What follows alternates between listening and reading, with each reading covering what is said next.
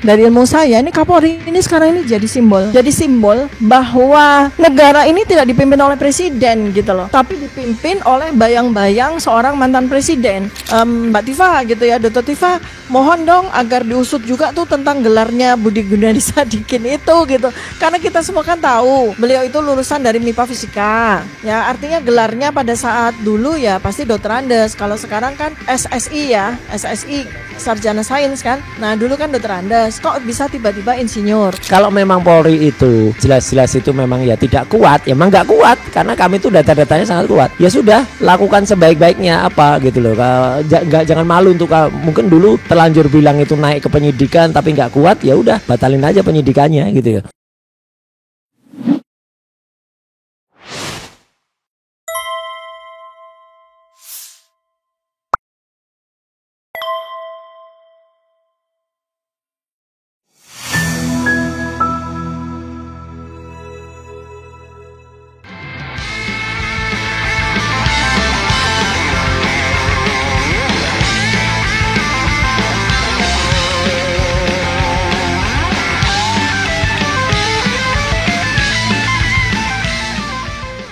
Wabarakatuh, sobat RH sekalian, jumpa lagi kita di channel yang keren ini, keren cadas. Lama-lama saya jangan lupa ya, keren cadas itu sudah saya patenkan itu, bukan saya daftarkan mereknya ya.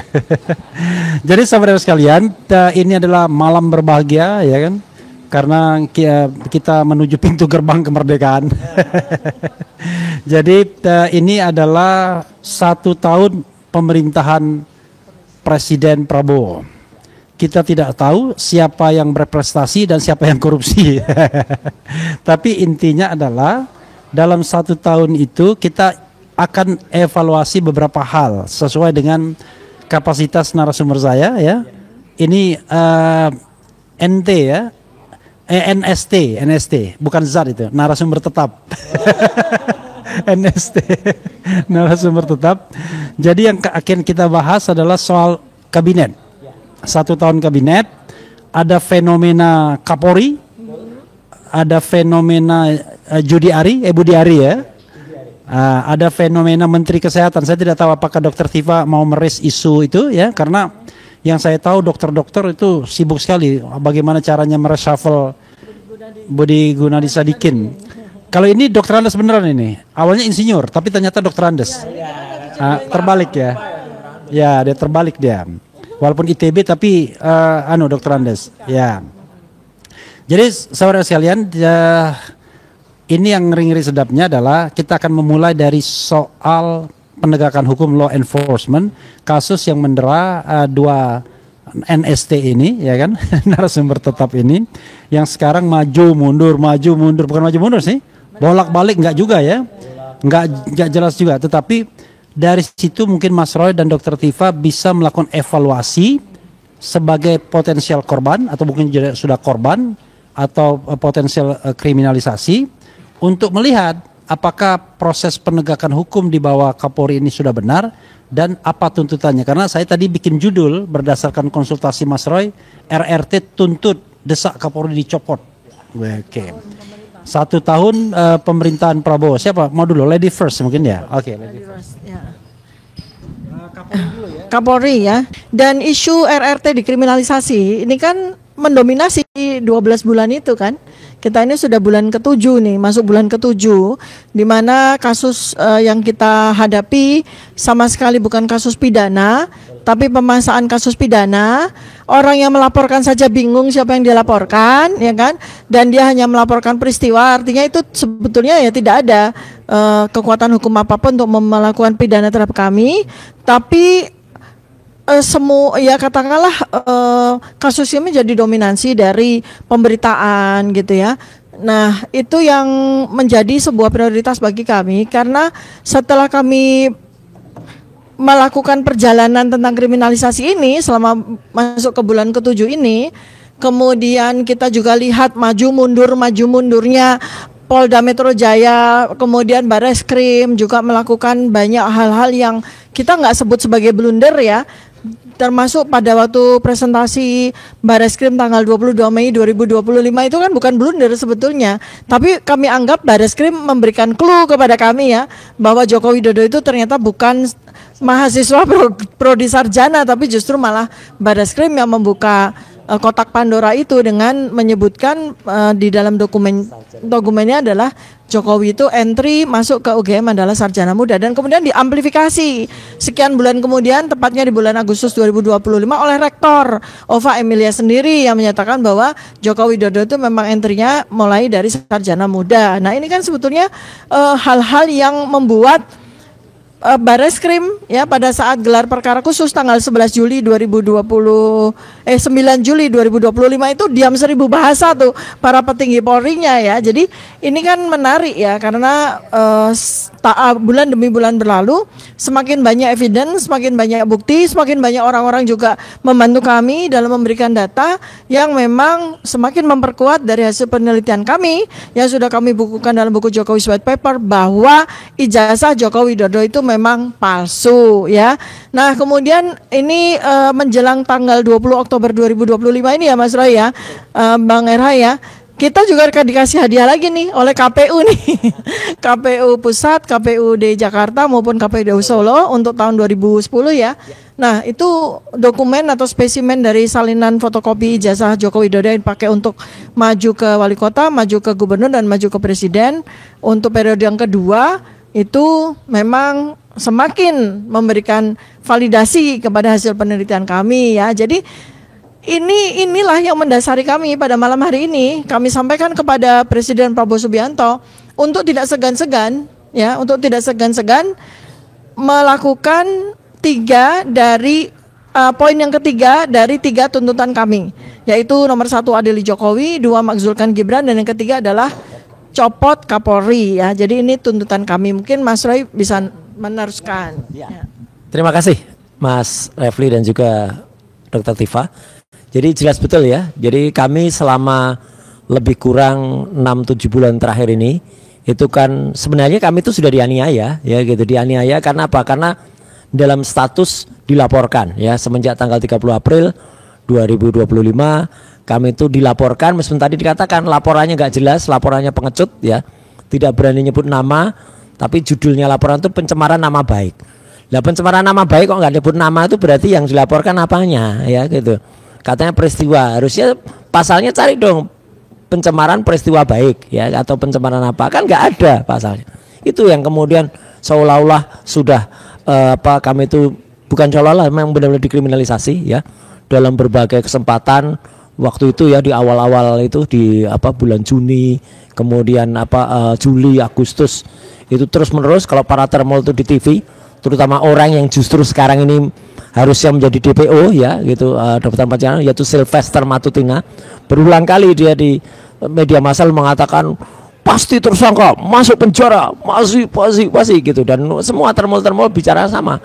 Terakhir bahkan ada termol Gendruwo satu itu ya, WW Gombel itu yang malah memaki-maki di TV ya, itu luar biasa ke jurus-jurusnya ya. Jadi itu kan sebenarnya pendidikan yang tidak bagus ya bagi rakyat dan bagi negara ini gitu loh. Kalau memang Polri itu ya jelas-jelas itu memang ya tidak kuat, ya memang nggak kuat karena kami itu data-datanya sangat kuat. Ya sudah, lakukan sebaik-baiknya gitu loh. Jangan malu untuk mungkin dulu terlanjur bilang itu naik ke penyidikan tapi nggak kuat, ya udah batalin aja penyidikannya gitu ya. Atau tentukan kalau berani ya gitu. Tuh ya, jadi itulah semuanya sebenarnya tunduk pada Pak TB1 atau Tribrata 1 atau Kapolri.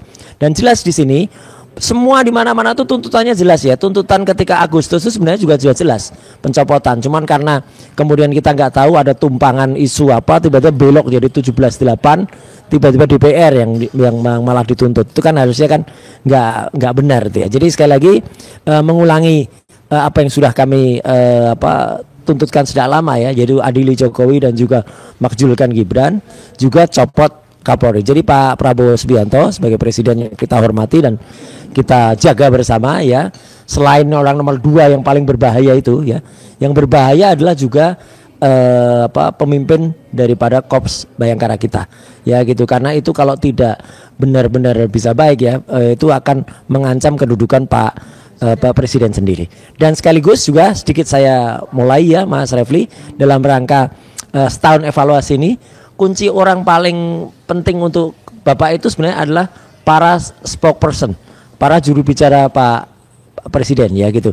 Karena apa? Sekarang ini kan kita lihat nggak ada juru bicara yang benar-benar bisa definitif gitu loh.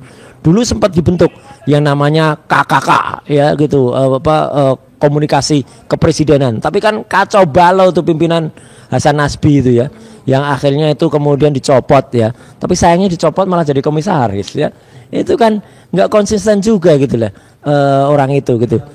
Iya, kerjanya lebih kecil, gajinya lebih gede gitu.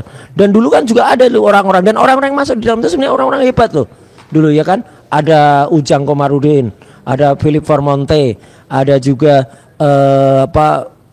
si dulu adik kelas saya itu dari lulusan HI ya, dulu pernah di Telkomsel, pernah juga di kepresidenan ya gitu. Kemudian masuk ke situ, orang-orangnya jadi nggak semua gitu, bahkan menjadi juru bicaranya fufafa, malah kan percuma gitu kan. Itu satu yang perlu dievaluasi ya. Kalau orang-orang itu sudah nggak ada lagi di situ ya saya kira oke. Nah KSP-nya Kepala Staf Kepresiden kan juru bicara dulu masuk KSP, sekarang malah naik gitu loh. Dulu sebenarnya Pak AM Putranto menurut saya tuh bagus, cuman mungkin Pak AM Putranto terlalu concern pada bidang ketentaraan dulu ya, jadi nggak terbiasa ke publik, jadi ya tidak bisa kemudian memegang sebagai posisi KSP. Bahayanya wakil KSP yang malah pernah menerima gerombolan Ceboker Nusantara itu yang sekarang malah naik jadi KSP, dan dia semenjak diangkat sampai sekarang kan kerjanya nggak ada itu, iya kan? Iya kan? Iya, itu yang suka dulu bikin survei,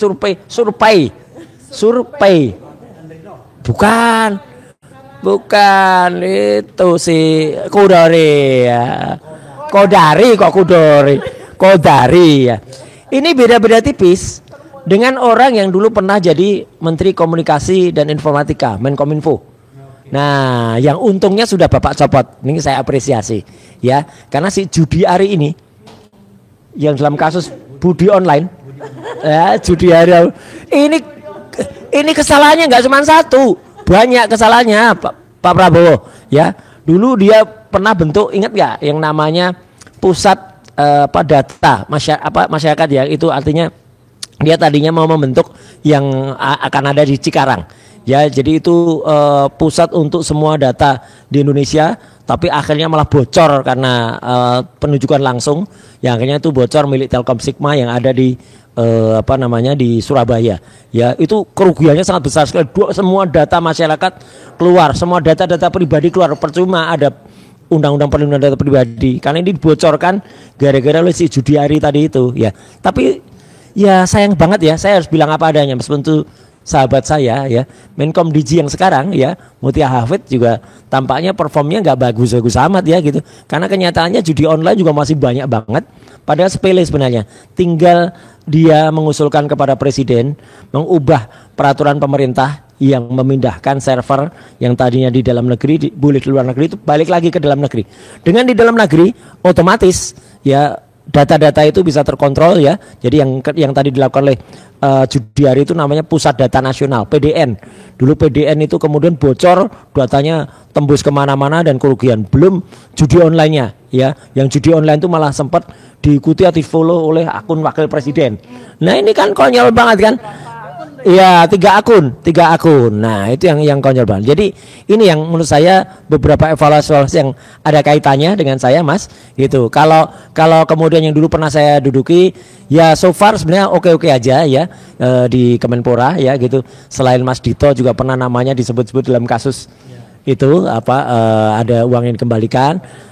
Dalam kasus BTS ya, BTS itu juga kemana-mana itu ya, kena menteri yang sekarang juga sebenarnya gitu ya. Dan ada, tapi yang last but not least adalah seorang menteri yang harusnya dia bergerak cepat karena ada hutan di Rinjani yang kebakaran, tapi malah dia datang ke Dies Natalis Abal-abal dan malah nyinggung soal ijazah palsu wamennya ya, Menteri Kehutanan tuh ya, dia harusnya ngurusin tuh hutan di Rinjani kebakaran dan hutan yang dibabat habis untuk IKN itu ya. Itu jadi moga-moga Pak Prabowo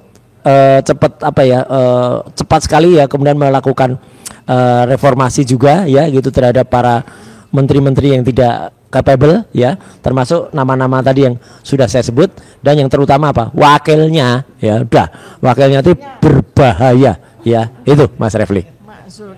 Jadi Mas Roy ini rupanya aliran yang tidak tahan untuk membahas satu topik dulu. Langsung diajar. Padahal tadi saya stick dulu ke Kapolri, tapi nggak apa-apa. Nanti saya ulangi lagi ya. Balik lagi soal Polri, kan sebenarnya ada dua hal yang kemudian membuat performance Polri di bawah Kapolri ini kurang terlalu oke. Pertama adalah soal yang terkait dengan penyelesaian kasus ijazah palsu itu sendiri yang diadukan oleh TPUA ke Bareskrim Mabes Polri. Dan sebenarnya kan itu adalah kunci untuk menyelesaikan kasus ini, first final and binding mungkin, atau final and binding, dan kemudian akhirnya tidak ada lagi no more debate mengenai ijazah ini palsu atau tidak. Secara saintifik, Dr. Tifa dan Mas Roy punya keyakinan sama Rismon punya keyakinan 99,99% ijazahnya palsu. Tetapi belum ada putusan hukum, dan sepertinya memang putusan hukum itu nggak akan pernah ada karena proses investigasinya dihentikan dengan alasan tidak ada bukti yang cukup. Padahal kalau kita lihat bukti kan gila-gilaan sebenarnya. Nah itu yang tadi tidak disinggung oleh Mas Roy soal kinerja polisi dalam kasus ijazah palsu ini saja. Nah yang kedua adalah soal juga yang terkait dengan laporan Jokowi, laporan fans Jokowi yang kemudian di-entertain dan kemudian bahkan ditingkatkan ke dalam proses penyidikan dengan hore-hore pendukung Jokowi agar RRT ditersangkakan, ditangkap dan ditahan. Ini menjadi tidak jelas juga karena ya barangkali tadi tidak ada keberanian, karena yang tersaji di kita adalah justru sebuah informasi yang menunjukkan makin benar RRT. Mungkin begitu ya.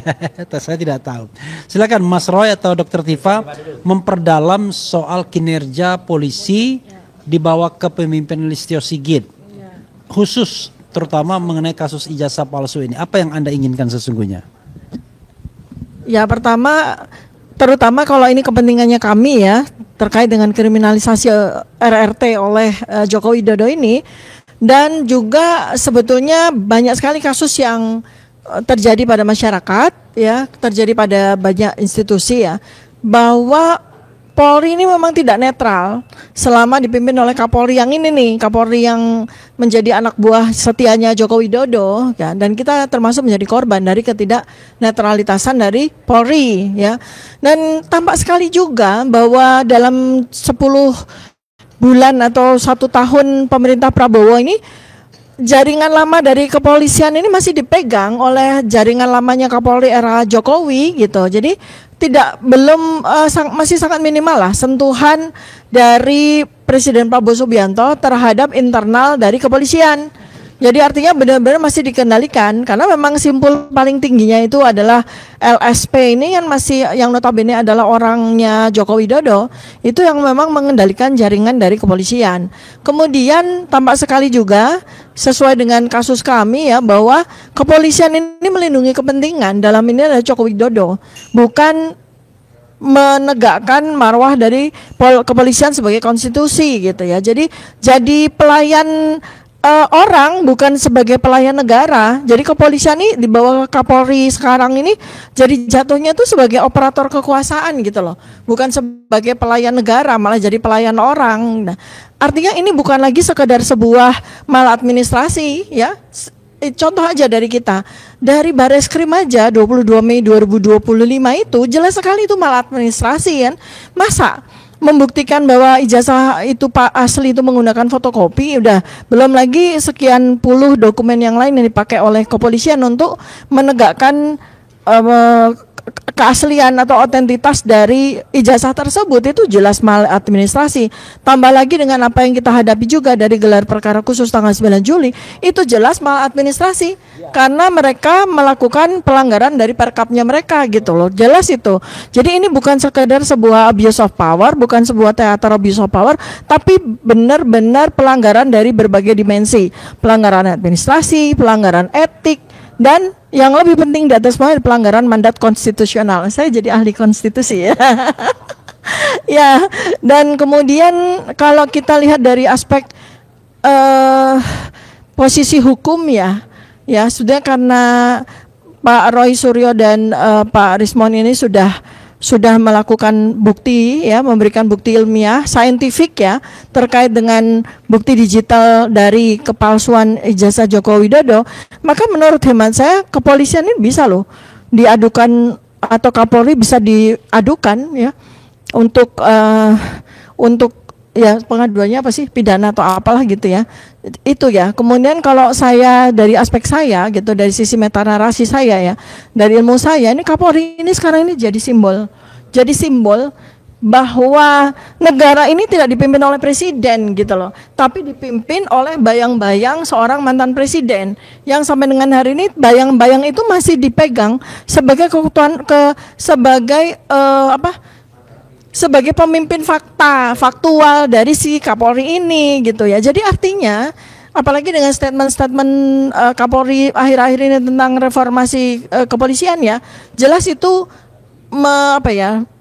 tidak menghiraukan dari apa yang dimaui atau apa yang diinginkan oleh presiden sendiri gitu. Tampak bahwa Kapolri ini seperti main sendiri gitu ya. Nah, jadi sekarang kalau saya sampaikan bahwa kalau Kapolri ini di tanggal 20 Oktober 2025 ini tepat setahun dari Presiden Prabowo Subianto itu tidak dilakukan tindakan apapun, ya artinya Presiden membiarkan Kapolri tidak tunduk kepada beliau. Presiden Prabowo Subianto membiarkan Kapolri ini masih tunduk kepada presiden lama, masih tunduk kepada mantan presiden, dan kemudian tidak ada goodwill sama sekali untuk melakukan pembersihan terhadap jaringan lama dari kepolisian, dari Kapolri. Artinya apa? Artinya kalau Presiden Prabowo Subianto masih membiarkan sampai besok pagi Kapolri itu masih menjabat dan tidak mencopot, dan kemudian melakukan penggantian dengan Kapolri yang menjadi orang dari Presiden Prabowo, bukan orangnya Jokowi, maka Indonesia ini masih belum dipimpin Pak Presiden, masih belum Anda pimpin Pak, masih dipimpin secara faktual oleh Joko Widodo. Dan ini sebuah presiden yang sangat buruk bagi bangsa kita ya, karena 1 tahun itu adalah masa final. Bagaimana penguasaan kepemimpinan terhadap negara ini benar-benar dikuasai oleh presiden yang sekarang, bukan presiden yang lama. Kalau nanti tanggal 21 Oktober presiden belum mengganti Kapolri, artinya Bapak masih membiarkan untuk 1 tahun ke depan ya negara ini masih dipimpin oleh presiden lama. Kepolisian masih dipimpin oleh anak buah dari Joko Widodo. Dan ini sekali lagi sangat membahayakan dari keberlangsungan dan masa depan dari negara kita. Oke. Mas Roy. Ya, tambah. Jadi mungkin sedikit soal agak teknis ya. Jadi memang Kapolri yang terakhir ini, itu kalau dalam urutan tuh Kapolri ke-25 dalam sejarah Republik Indonesia. Memang sekarang bisa disebut Kapolri yang terlama gitu ya gitu. Karena beliau itu diangkat itu sudah semenjak Januari 2021 ya gitu. Artinya tepatnya 27 Januari 2021. Memang punya satu slogan yang bagus ya, presisi ya gitu. Jadi itu prediktif, responsibilitas, transparansi, berkeadilan. Gantikan yang dulu digunakan oleh Tito Karnavian yaitu promoter ya gitu, promoter kayak promosi apa gitu ya gitu. Profesional, modern, dan terpercaya ya gitu. Dan termul ya. Oh iya, promotor itu promosinya termul ya gitu. Nah, tapi artinya apa? Ya orang memang kalau sudah terlalu lama itu kebiasaannya emang nggak bagus dimanapun gitu ya. Jadi tolong Pak Presiden ya gitu. Apalagi dengan kasus yang sudah digantung sekian lama gitu bagi kami gitu ya, statusnya dilaporkan tapi kemudian semakin banyak bukti-bukti yang terkuak, semakin banyak fakta-fakta yang tersaji, kepalsuan dari ijazah itu semakin nampak. Tampaknya Polri juga kesulitan untuk mencari itu. Nah, jadi makanya kami tegas minta kepada Pak Prabowo ya, pertegas saja regenerasi di Polri, gerbong harus bergerak lagi. jangan biarkan kemudian Polri ini macet ya, gerbongnya tidak bergerak gara-gara Kapolrinya bertahan sampai dengan 5 tahun lebih, sampai dengan 4 tahun lebih. Terima kasih. Iya, soal polisi ini ya, sebenarnya ada isu dari teman saya ya, yang tapi ini walau alam benar apa enggak, tetapi menarik nih ya. Sayangnya dia tidak ditulis di medianya. Saya bacakan gini ya, sedikit. Tapi ini sekali lagi ini hanya informasi yang tidak verified ya. Gitu. Sebagai informasi tadi siang ada kejadian, tapi maksudnya tadi siang itu bukan tadi siang tadi, tapi pokoknya ini ada kejadian menggemparkan di Bandung dalam acara akad nikah putra Komjen Polisi P. Ahmad Dowiri. P itu purnawirawan. Tiba-tiba Irjen Selamat ya ada namanya di sini. Berteriak-teriak menantang para perwira tinggi Polri yang hadir di situ. Salah satu yang mau ditembak adalah Komjen Polisi Kar Gitu ya. Kemudian Selamat mengamuk sambil saya tidak sebutkan nama lengkapnya di sini ya. Mengeluarkan senjata, saya akan tembak siapa saja yang mencoba mengkudeta Kapolri Listio. Oke. Kejadian Jumat ya, Kar buat laporan ke Polda ya kan. Batal lapor karena Pak Doviri memohon Pak Kar tidak lapor. Jadi tapi yang tadi yang di Selamat tadi habis stroke tapi masih tetap menjabat ya. Dianggap orang sakit. Pistol yang dipakai bukan dari Polri tapi pribadi. Kemudian dia juga tembak peringatan sambil teriak-teriak mengancam yang akan kudeta Kapolri Sigit. Kita tidak tahu ya ini apakah ini benar atau tidak, tetapi pemberi beritanya tentu punya sumber-sumber yang kredibel karena memang banyak informasi tentang kepolisian biasanya. Tapi maksud saya begini, kembali kepada yang faktual saja, terlepas dari adanya konflik atau persaingan internal di antara untuk menjadi TB1 dan itu selalu laten ya. Saya tambahkan sedikit, memang profesionalisme polisi atau Polri sebagai penegak hukum ini memprihatinkan. Dalam kasus-kasus yang besar, terutama dalam kasus misalnya terakhir ini ijazah palsu, dia omongkan nggak ada katanya buktinya, padahal bukti itu banyak sekali. Jadi kalau saya sering mengulang-ulang dalam pasal 184 KUHP itu, bukti itu ya bisa berupa yang namanya keterangan saksi, keterangan ahli, kemudian bukti surat, petunjuk dan keterangan terdakwa, dan mungkin dokumen elektronik karena perkembangan elektronik yang ada. Nggak mungkin kita nggak punya bukti-bukti itu kan. Keterangan ahli bisa Dr. Tifa, bisa Roy Suryo, bisa Rismond, bisa Topi Merah dan lain sebagainya. Itu keterangan ahli semua. Mau dimasukkan siapa Joshua Sinambela boleh juga.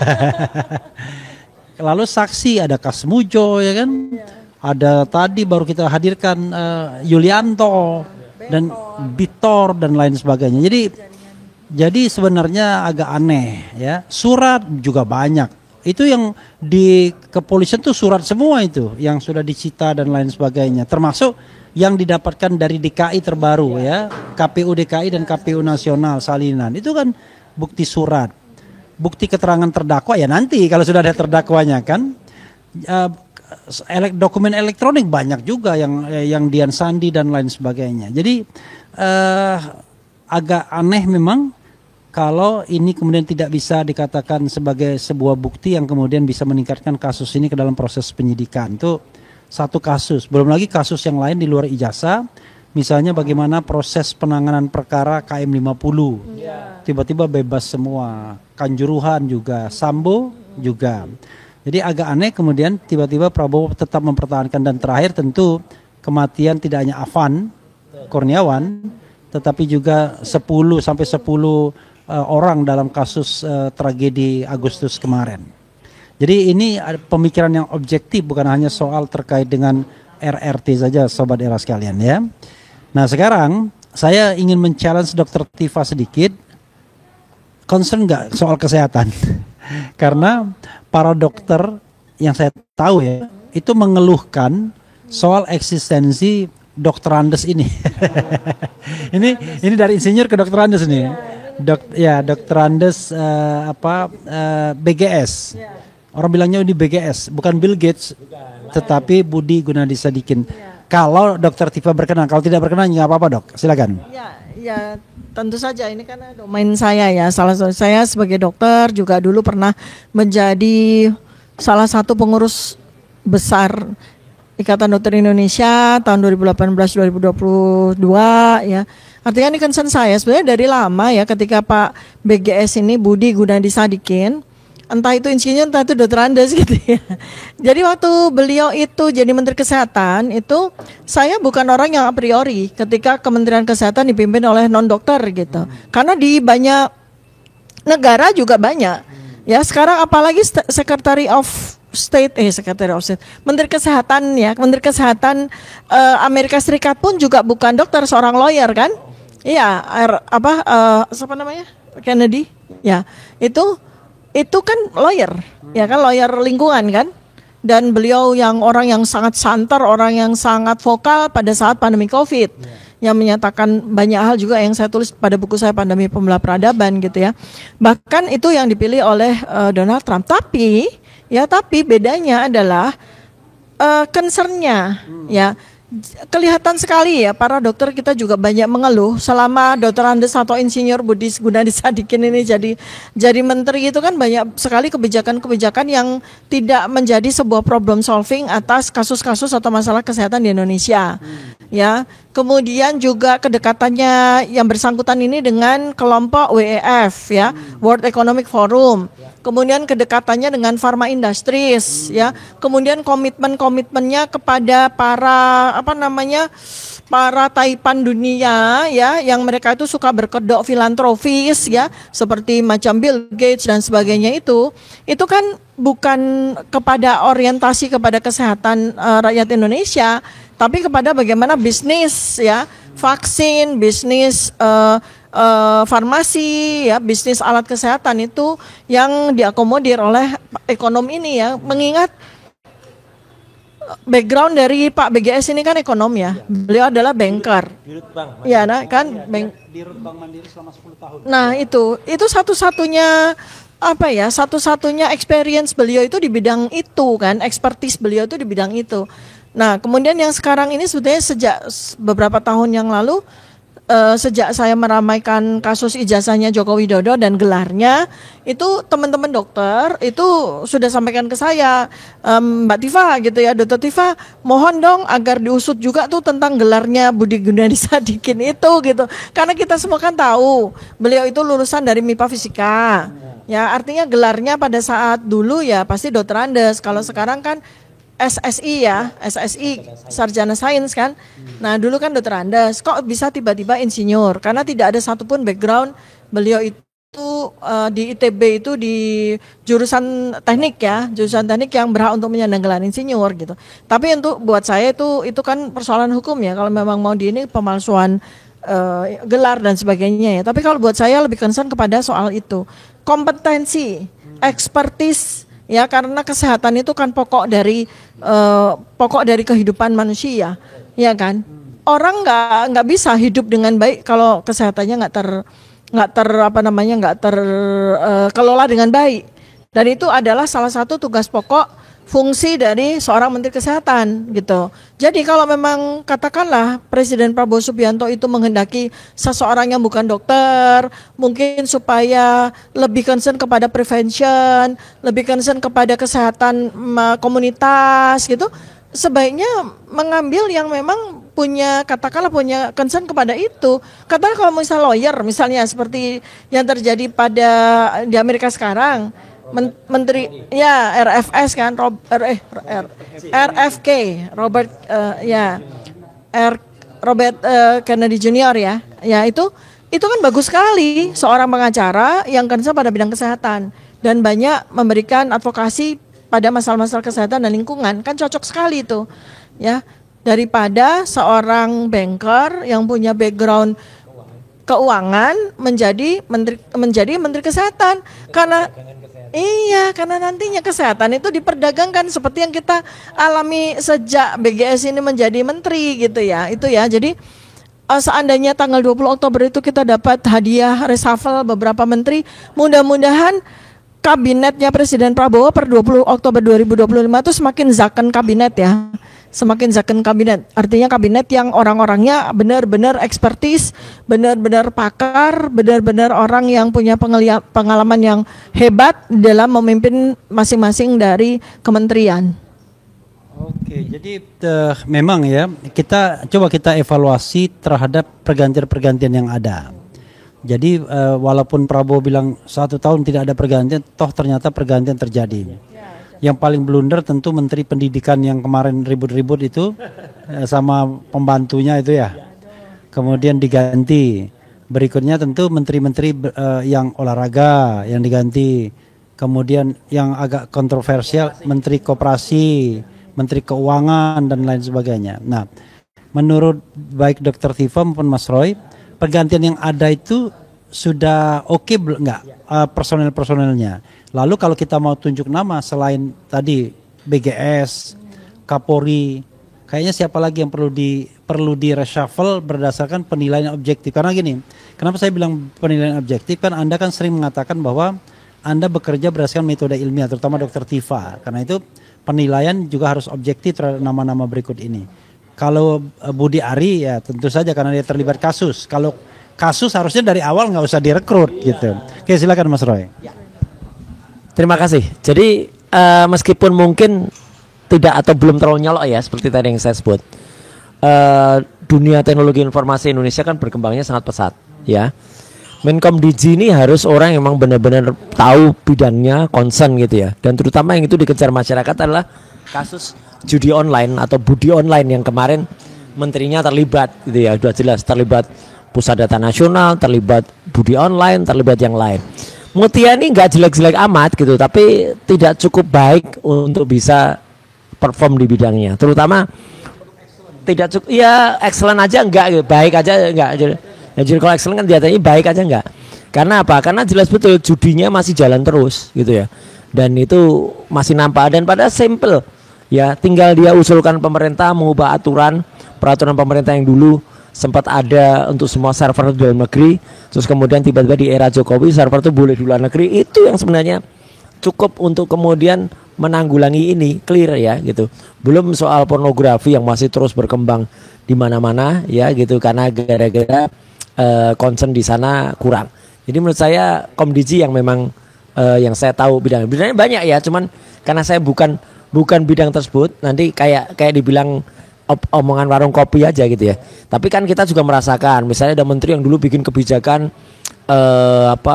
gas 3 kg kemudian susah kita cari balil ya. Nah gitu. Terus sekarang juga bikin kebijakan, kemudian kita yang biasanya ya bukan kita nggak nasionalis, kita biasa mengisi di SPBU yang boleh kita milih kan.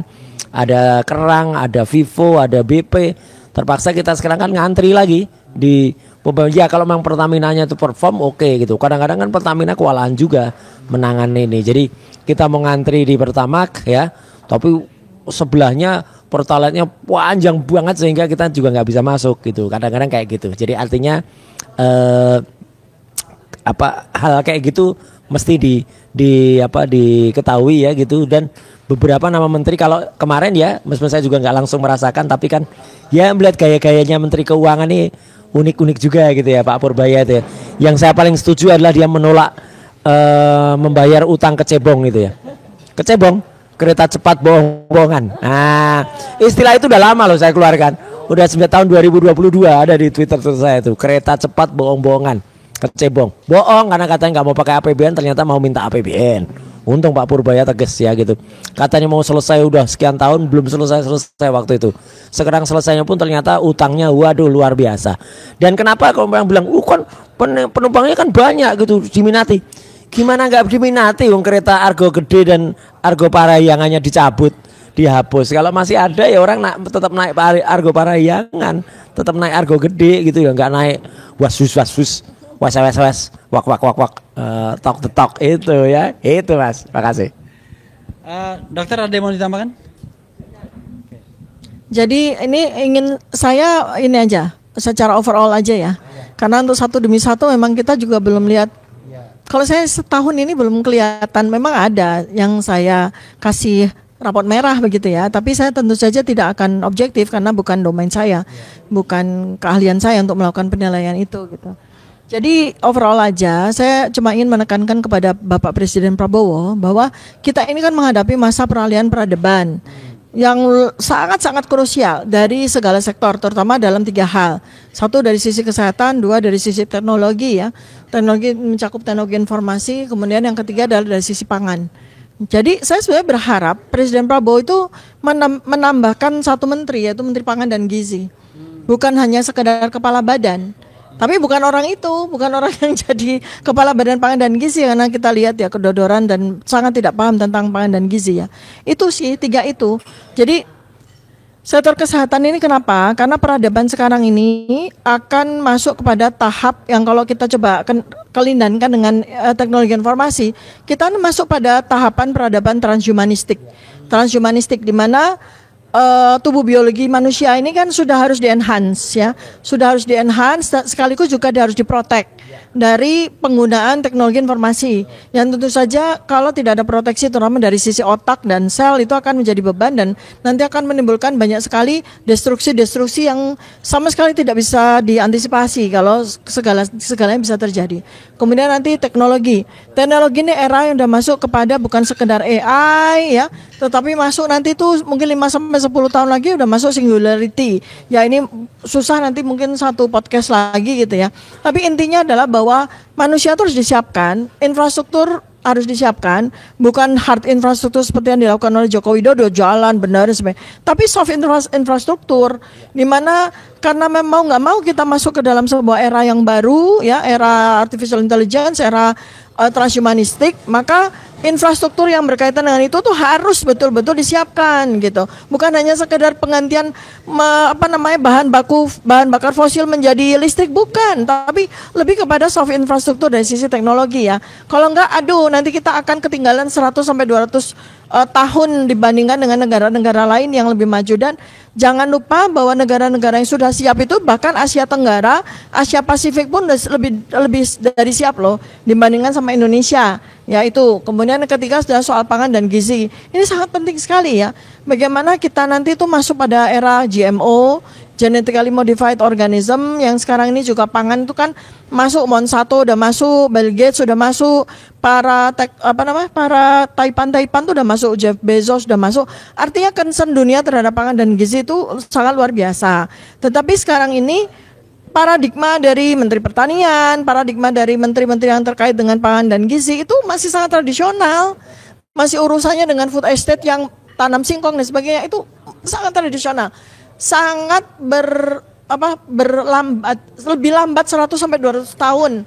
Jadi apa-apa saja yang mesti disiapkan pada era transhumanistik ini harus menteri yang benar-benar paham urusan ketiga hal ini. Itu yang menjadi, silahkan cari Pak Presiden Prabowo, tapi jangan orang-orang yang sekarang ini gitu ya. Harus di-enhance juga kapasitasnya. Ya, memang seperti kata Dr. Tifa ya, kita tidak adil kalau kita menilai kementerian yang banyak itu. Apalagi jumlahnya lebih dari 100 kalau dimasukkan wakil menteri dan kepala serta wakil kepala badan. Karena itu ya yang biasanya yang menonjol itu adalah yang buruk-buruk. Nah, karena itu kan gampang pakai terbalik aja. Kalau nggak dibahas berarti everything is okay. Nah, yang dibahas itu berarti bermasalah kan begitu. Nah, yang diantara yang bermasalah itu sudah jelas institusi kepolisian ya. Itu satu. Tapi pada bagian akhir ini Mas Roy ya, karena kita nanti ada gelombang berikutnya lawyer-lawyer Mas Roy dan Dr. Tifa yang konon mau menyengketakan KPU dan KPU DKI karena nutup informasi yang sebenarnya sudah dibuka oleh undang-undang. Terakhir, the last but not least, soal 1 tahun, kan kita sudah 1 tahun Prabowo. And the question, Gibrannya bagaimana? Kira-kira begitu ya. Nah, karena paling tidak ya in progress, Mas Roy belum mencapai 99,99% sih soal keaslian ijazah Gibran. Ada tidaknya SMA, tetapi hanya mencapai ya 99,98. Ya. Faktanya adalah Gibran sudah 1 tahun berkuasa dan kemudian menjelang 1 tahun ini sudah terkuak soal ijazahnya yang justru dianggap jauh lebih bermasalah dibandingkan bapaknya, dan kemudian sengaja dilindungi oleh KPU melalui peraturan KPU. Silakan Mas Roy dulu. Terima kasih. Jadi pemirsa RH Channel di mana saya berada, kenapa Gibran nggak saya bahas tadi? Nggak perlu dibahas, harus diganti aja. Jadi yang penting itu bukan dibahas, tapi diganti. Itu memang harus diganti, udah jelek banget ya. Terakhir juga dia mengunjungi mana gitu, ditanya oleh rakyat ya, Pak saya mohon saran gitu, kamu di mana? Di RRI Pak gitu. Diem lama, saya pikir mikir apa? Nanti saja. Aduh, udah 78 triliun hanya dapat kayak gitu, itu model kayak gitu tuh udah ganti deh pokoknya, udah ya makzulkan apa itu udah benar-benar jelas harus ya.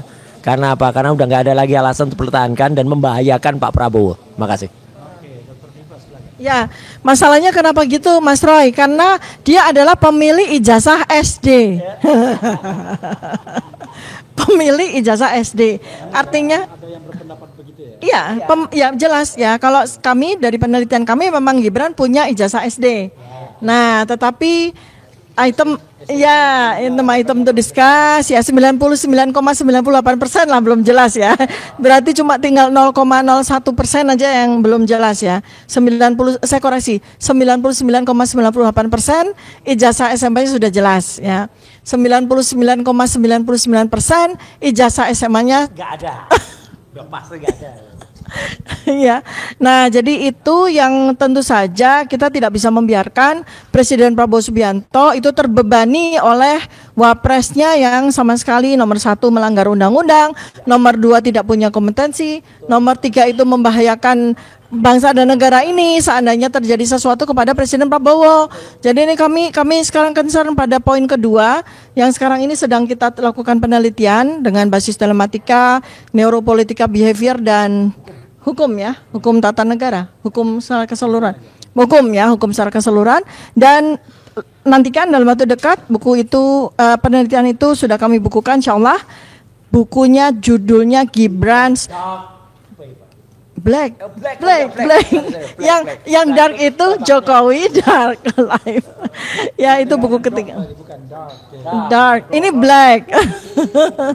Gibran's Black Paper. Insya Allah segera tunggu, kami akan segera rilis, dan itu yang menjadi pertanggungjawaban ilmiah kami bertiga terkait dengan bagaimana kita mendorong, kita mensupport semua pihak yang sekarang ini sedang berjuang untuk menuntaskan poin yang kedua dari tuntutan rakyat, yaitu makzulkan Gibran. Oke, ya saudara sekalian, sekali lagi ya, kita concern terhadap kemajuan bangsa, dan kita karena sudah terpilih melalui pemilu, ya mendukung pemerintahan Prabowo sebagai pemerintahan yang konstitusional, tetapi ya tetap berada di luar garis, di luar lapangan sebagai pengkritik. Dan alhamdulillah so far 1 tahun belum ada, mudah-mudahan tidak ada para pengkritik yang ditangkap hanya karena menyampaikan kritik dan lain sebagainya.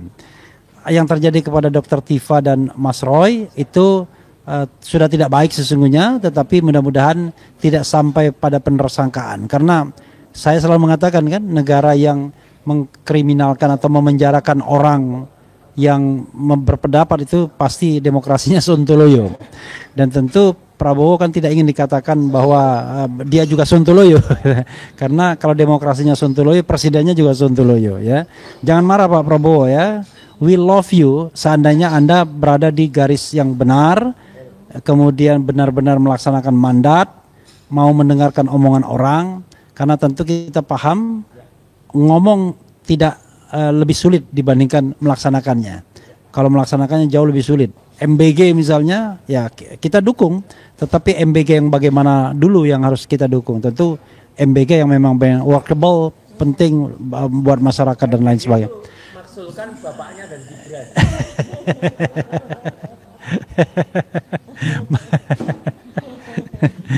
Ya, dalam konteks ini MBG adalah makan bergizi gratis, ya kan? Gitu. Gratis ya. Ya, begitu saja saudara sekalian. Tetapi saya harus memberikan kesempatan untuk closing statement kepada beliau berdua. Silakan. Closing. Oh, tadi kirain closing. Ya, tadi closing. Ya udah, jadi closingnya jelas sekali ya. Kita tetap pada 3 tuntutan utama: adili Jokowi, maksulkan Gibran, dan juga copot Kapolri. Udah, closingnya itu aja dengan panjang-panjang. Ya, sama. Jadi 20 Oktober 2025, Pak Presiden Prabowo Subianto, berikanlah kami rakyat kabar gembira, yaitu copot Kapolri. Oke, tantangan berikutnya biar kelihatan aslinya, mari kita menyanyikan lagu Himne Gajah Mada. Wah, Ingat nggak? ya inget lah. Ini gimana nih?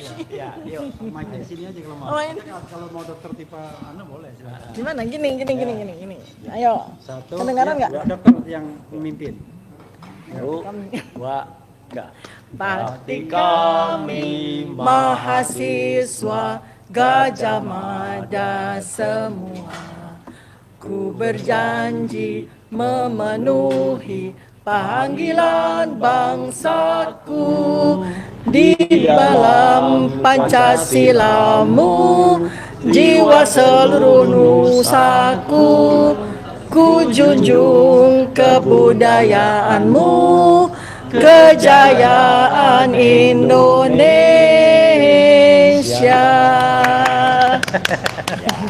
Rasa cemas, Hidup berat, dunia gelap, fu fa fa, maksudkan saja. Wassalamualaikum warahmatullahi wabarakatuh. Waalaikumsalam.